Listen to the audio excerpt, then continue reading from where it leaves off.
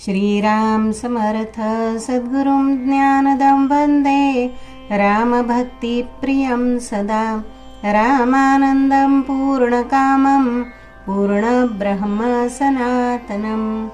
सद्गुरुनाथ महाराज की जय। श्री सद्गुरु रामानंद महाराज प्रसन्न समास चौथा अध्याय 11। सद्गुरु चरण भक्तीची गोडी जया लागली अति आवडी। तो विसंबेना ध्यान अर्धघडी देखोनी घडी घडी नमन करी श्रीराम। जेवी मेघ गर्जना ऐकोनी मयूर नाचे तेवी ध्यानी चरण येता सद्गुरूचे। भरते ये अति आनंदाचे डोले मानसी स्वच्छंदे श्रीराम। जो जो पडे नव पर्जन्य धार तो मुख पसरण्या चातक सादर। तेवी जो जो गुरुचरण येती समोर तो सत्शिष्य दर्शना धावे श्रीराम। अथवा चंद्र किरण जो जो प्रकाशिती तो चकोरात्यानंद चित्ती। सद्गुरु बोधाची पडे दीप्ती तो सत्शिष्य श्रवणी साठवे श्रीराम। येवी पतिव्रते पतिदर्शने आनंद वाधन लोभ्या द्रव्ये परमानंद। तेवी देखता सद्गुरु रामानंद प्रतिदर्शनी आनंद नवा श्रीराम। मागील समासी आचार्यांची गुरुभक्ती निवेदन केली यथामती। त्यांची प्राणांतिक संकटे ती निवारण झाली श्री कृपे श्रीराम। सद्गुरु सेवेत त्यांनी आपुला देह आयुष्यपर्यंत झिजविला। ही वर्णनगत समासाला केले असे संक्षिप्त श्रीराम। आता आचार्याचे देहावसान कोठे कैसे हे करू कथन। अंतःकाली त्यांचे श्री स्मरण कैसे जागत होते कळेल श्रीराम। यांनी आयुष्यपर्यंत सद्गुरु सेवेचे केले व्रत त्यांचा शेवटी देहांत होईल कैसान योग्य कैसान होईल श्रीराम। श्रीराम सेवेचे कार्यास गेले नांदेड क्षेत्रास। आचार्य त्या समयास आजारी झाले धनुर्वाताने श्रीराम। नांदेडचे यज्ञेश्वर कस्तुरे शास्त्री ज्यांची प्रसिद्धी सर्वत्री यांनी महाप्रयत्न केले अहोरात्री औषधी सिव्हिल सर्जनाची दिधली श्रीराम। परंतु जेथ आयुष्य संपले तेथे प्रयत्नाचे काय झाले। ते प्रयत्न निष्फळ झाले हताश झाले सर्वही श्रीराम। देहांत समय आचार्य म्हणती औषध न द्यावे मज प्रती। सद्गुरु रामानंदांचे चरण तीर्थी सर्वस्व असे ते द्यावे श्रीराम। तीर्थ घेऊनी समाधानी नामस्मरण चालविले मुखानी। नामस्मरणात देह विसर्जुनी रामस्वरूपी लीन झाले श्रीराम।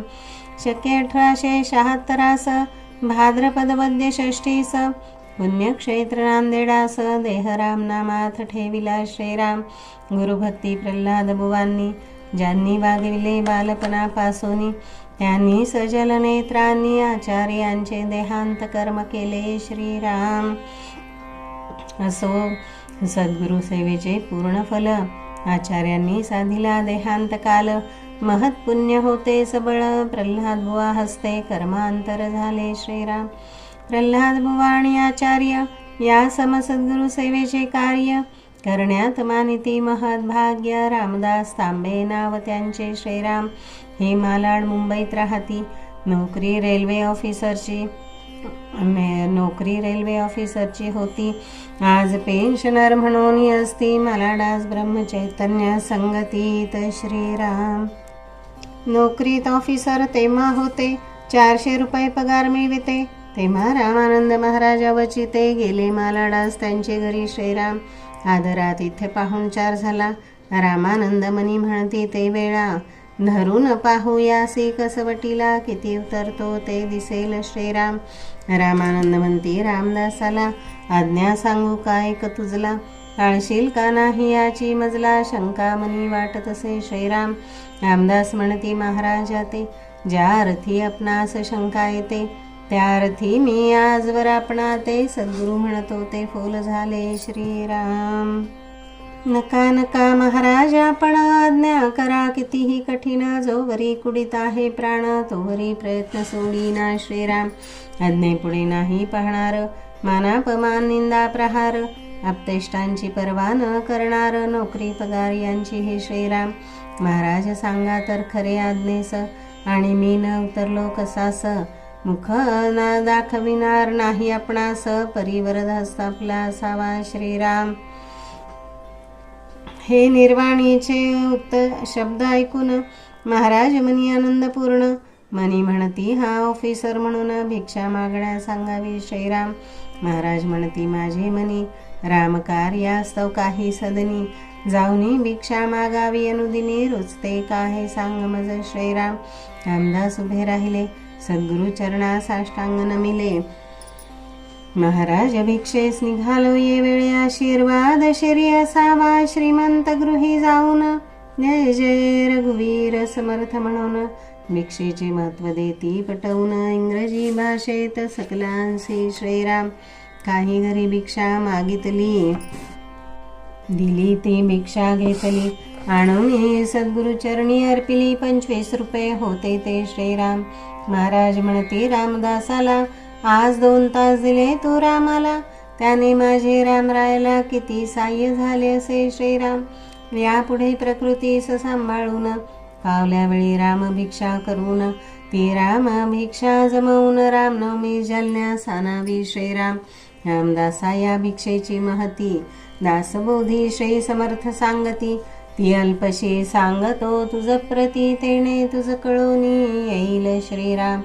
भिक्षेचा गाध महिमा, भिक्षा माने सर्वोत्तमा, ईश्वराचा गाध महिमा, तोही भिक्षा मागतसे. दत्त गोरक्षादी करुणी, सिद्ध भिक्षा मागती जनी, निस्पृहता भिक्षेपासून प्रगट होय श्रीराम. भिक्षा मागता किरको नये, भिक्षा मागता लाजो नये, भिक्षा मागता भागो नये, परिभ्रमण करावे श्रीराम.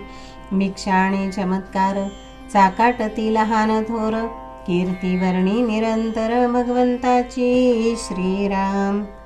भिक्षेने ओळखी होती, भिक्षेने भ्रम चुकती, सामान्य भिक्षा मान्य करीती सकल प्राणी श्रीराम.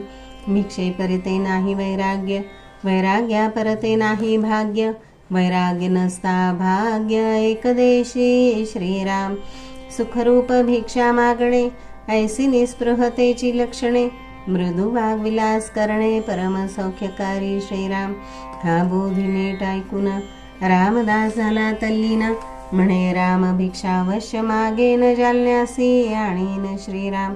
ऐशा आज्ञेचे पालन, भिकारी शिष्यास काय कठीण, परी रामदास ऑफिसर म्हणून भिक्षा मागणे अवघड नाही का श्रीराम. आज्ञेपरी रामदासास भिक्षा मागून 3 वर्ष झाली असती, त्या समयास समर्थ होवीचा प्रत्यय आला असे श्रीराम. ओवी दिलीच की आहे वर, भिक्षा आणि चमत्कार, चाकाटती लहान थोर, याचा प्रत्यय कैसा तो ऐकावा श्रीराम. रामदास परगावी भिक्षेस गेले, सायंकाळी तेथे पोहोचले. ओळखीचे गृहस्था घरी उतरले, पती पत्नीच होती त्या गृही श्रीराम. भिक्षेचा विषय निघाला, गृहस्थ म्हणती देऊ द्याला. रात्री रामदास झोपण्याला मारुती मंदिरी गेले असती श्रीराम. त्या रात्रीवरील गृहस्थाला कॉलऱ्याचा उपद्रव झाला. गृहस्थ पत्नी रामदासाला घाबरुनी बोलावणे आली असे श्रीराम. तेथे जाऊनी रामदासांनी महाराजास मनोमय प्रार्थोनी, औषध म्हणोनी अंगारा देऊनी, गुणाला श्री कृपे श्रीराम. रामसेवा यांनी आनंदे दिली. महाराज मालाडास येती ज्यावेळी, दोघे पती पत्नी त्या काळी, अत्यादरी दर्शना येत असती श्रीराम.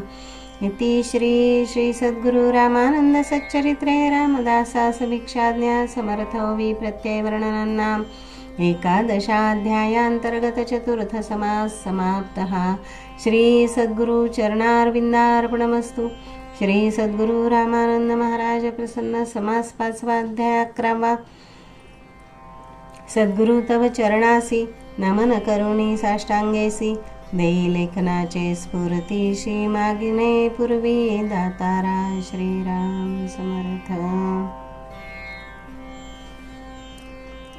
जरी चरिवनी धेनू 8वी वत्स नित्य, जननी करीत कामे बालका पाशी चित्त, तदुपरी गुरुमाये लेकुरा ठेवी प्रेम.